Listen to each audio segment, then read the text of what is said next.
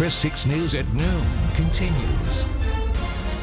Welcome back. Jason Mesa is here with the Better Business Bureau, and I got to tell you, I was surprised when I was reminded there is a census coming up. But there is, isn't there? We have till April 1st, 2020 to be counted, and it's actually pretty funny. There's over 130 surveys that come out through the year from a Census Bureau. So the big one is coming up, the decennial, every 10 years, as you know. So we're finding people are getting calls and getting emails, getting knocks on the door. That unfortunately does open the door for scammers to come in and impersonate a census worker. What's a scammer looking for when they impersonate a census worker? Sure, they're trying to use the validity behind the Census Bureau. They'll create a fake name, or actually maybe they even know the names of the Census Bureau workers. They want your personal information, your banking information. Those are things that they typically will not ask you during a census survey. So they're trying to get through the doors, per se. Okay, well, as always, the BBB wants to make sure that you are kept safe and you don't become a victim, so they've got some tips here. The first, verify the identity. That is the badge, that is the actual ID number. You can look them up or call the Census Bureau, let them know I have a person at my door,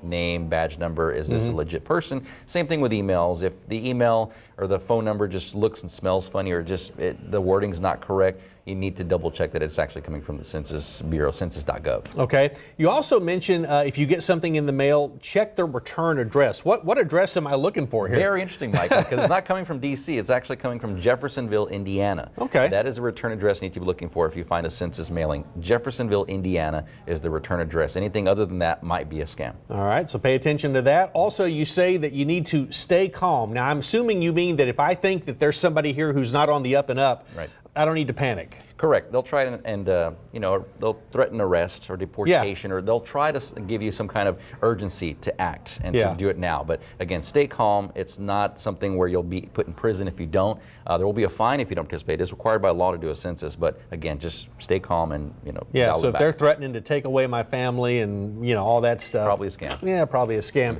And then again, if you've got questions, this makes sense. Just call the Census Bureau. That's right. Census.gov. You can find the actual office where you'll be appointed to, but for sure, again, usually people talk on social media or the apps that are the neighborhood apps saying I have a person walking around. If you're just staying vigilant and letting others know who's in the neighborhood or who's being contacted, that'll help too, just the awareness. Yeah, so keep all of that in mind. And again, you can go to bbb.org if you want to learn more, or as he mentioned, census.gov, and there's a little thing you can click on that says regions, and you kind of click on that, and it'll have all the information for the region that we live. I think we're in the Denver region is what they count us as. So you can go and look at that if you've got questions. A lot of good answers there. As always, good stuff. Appreciate you being here. Thank you. All right, still ahead, they're planning for a haunted Halloween over at the Museum of Science and History, and we're going to run through some of the family-oriented activities they'll have in just a bit.